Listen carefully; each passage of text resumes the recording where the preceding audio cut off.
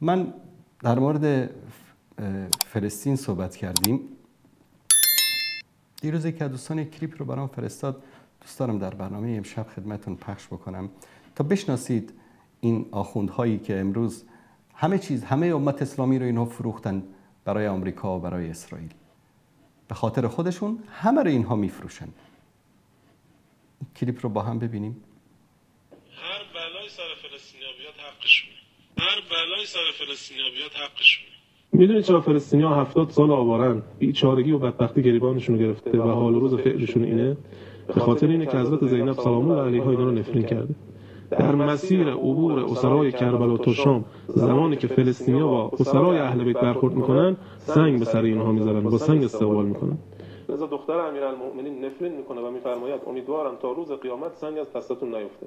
و الان امروز میبینیم اثر نفرین و دختر علی. یعنی احمق‌تر از این آخوند جماعت من خدمت شما عرض کردم، من کسی رو ندیدم. فلسطین کجا، شام کجا؟ از دمشق وقتی بخوان کسی بخواد بره مدینه، مسیر کاروانی که حالا ادعا میکنه اصلا از فلسطین نمیگذره. یعنی از سوریه مستقیم وارد خاک عربستان میشه، اصلا ربطی. فلسطین این طرف هست، عربستان این طرف، به اصطلاح شام این طرف، دمشق. یعنی اینا اینطوری رفتن از فلسطین دور زدن آمدن، راه نیست. یعنی یک حرف احمقانه. بعد ببینید دشمنی اینها چطور دشمنیشون با اهل سنت رو، با مردم فلسطین رو به اون شکل و شمایل دینی میدن.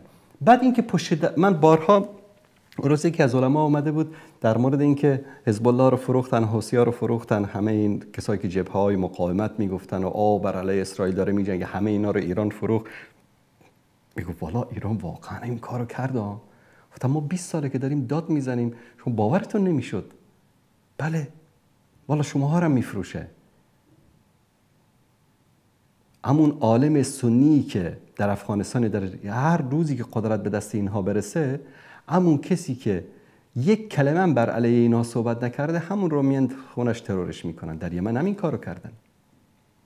ببینید که اینا در پشت صحنه، مثلا در زمان جنگ ایران و عراق، به ما جلوه دادن به عالم اسلامی که در عراق به عراق اسرائیل و آمریکا کمک میکنه، به جمهوری اسلامی به خاطر اسلام و به خاطر دین و به خاطر اهل بیت و به خاطر الله داره میجنگه. الله اکبر.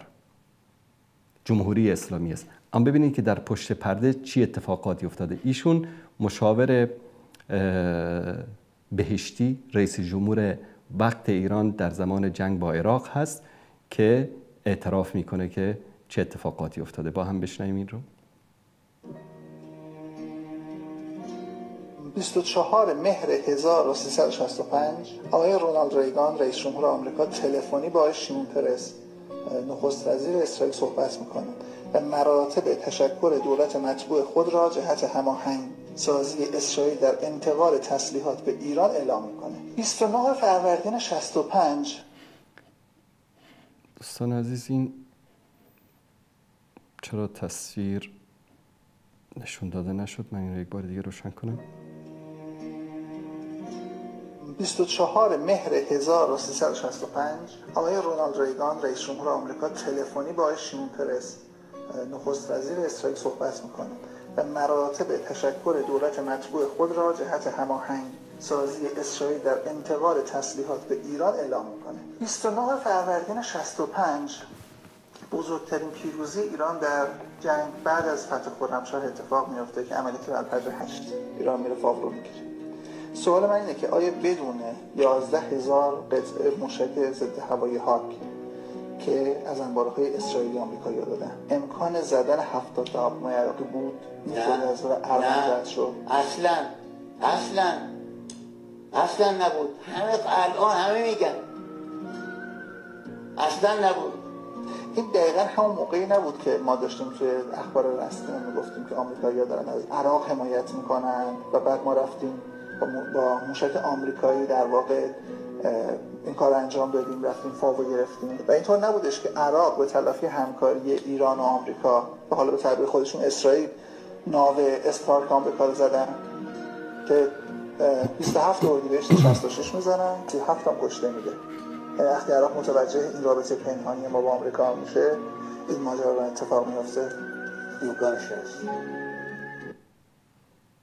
محسن کنگرلو، دستیار امنیتی شهید بهشتی، میرحسین موسوی و رفسنجانی. بهشتی رئیس جمهور بود در زمان جنگ، میرحسین موسوی نخست وزیر بود، همین موسوی که مدتی میرحسین موسوی که به اصطلاح در انتخابات پیروز شدن و بعد خانه نشین شد و خلاص از اینا، و رفسنجانی که سرشو کردن زیر آب.